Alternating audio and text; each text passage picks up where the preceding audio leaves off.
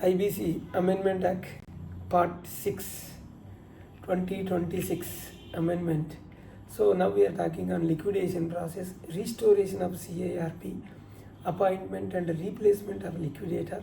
So we'll have a detailed FAQ with answers.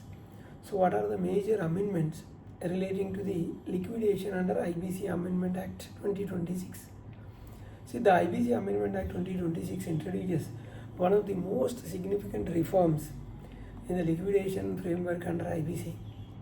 The amendment seeks to make liquidation faster, transparent and more value driven. The important changes include restoration of CIRP before passing a liquidation order and continuation of moratorium during liquidation in specified cases. A new procedure for appointment of the liquidator, powers of the COC to replace the liquidator, and active supervision of the liquidation by the Committee of Creditors, time-bound dissolution process, simplified closure of liquidation proceedings, better protection of the stakeholders' interests. These amendments aim to maximize value instead of pushing these companies directly into the liquidation. Can the CIRP now be restored even after liquidation becomes imminent? The answer is yes. One of the landmark amendment is the insertion of section 33(1)(a). Earlier, once the grounds for liquidation were established, the adjudicating authority generally proceeded to pass the liquidation order.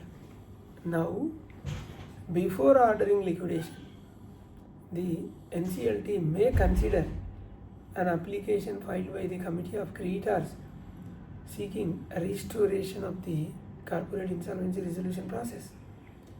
So the application must be approved by the at least 66% of the COC, Committee of Creditors. If satisfied, the adjudicating authority may restore CIRP instead of ordering for liquidation. In what situations can CIRP be restored? The amendment permits the restoration in two situations. Number one, where there is no resolution plan has been received within the prescribed period. Situation 2, where the circumstances justify reopening the invitation process for fresh resolution plans. The adjudicating authority may restore CIRP, fix a fresh timeline and permit fresh invitation for expression of resolution plans, allow completion of CIRP within a maximum period of 120 days. So this amendment gives one final opportunity to rescue the corporate debtor before liquidation. Can CIRP be restored more than once? Answer is no. The newly inserted section 33(1)(b) clearly provides that the corporate insolvency resolution process may be restored only once. If no resolution plan is approved, even after the restored CIRP or the resolution plan is rejected by the adjudicating authority, then the liquidation becomes mandatory. So this ensures that the restoration is not misused to prolong insolvency proceedings indefinitely. So what changes have been made regarding the moratorium during the liquidation? The amendment introduces a fresh moratorium applicable during the liquidation.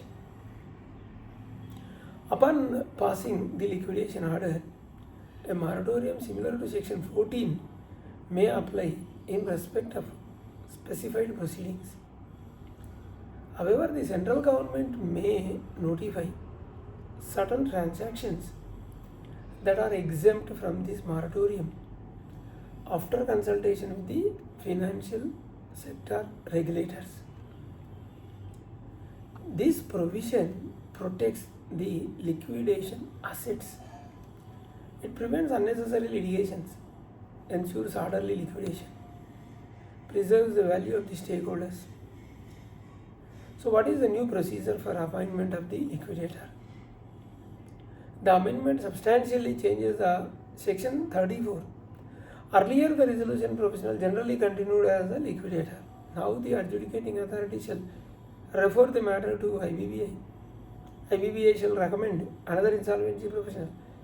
The recommended insolvency professional shall appoint as a liquidator. So, importantly, the resolution professional who conducted the CIRP cannot ordinarily be appointed as a liquidator.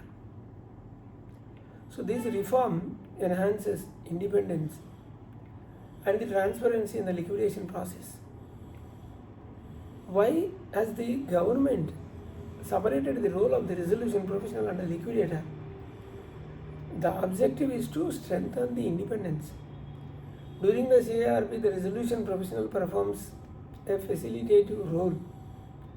During liquidation, the liquidator exercises extensive statutory powers, including sale of the assets, distribution proceeds, and investigation transactions, litigation on behalf of the corporate debtor. So, by appointing a different insolvency professional as a liquidator, the amendment seeks to avoid conflict of interest, improve impartiality, and increases the stakeholder confidence, strengthen the accountability.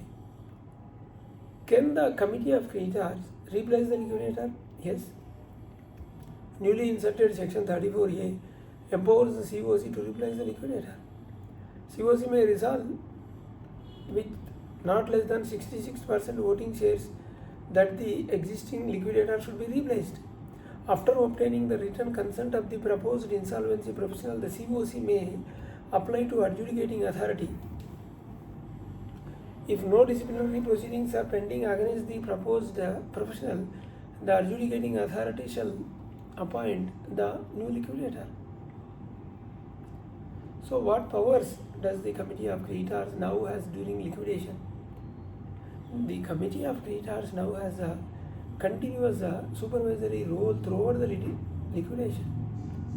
The responsibilities include supervising the liquidator and reviewing the liquidation process and progress, monitoring asset realization, ensuring transparency, facilitating the quicker decision making, and protecting the creditor interest.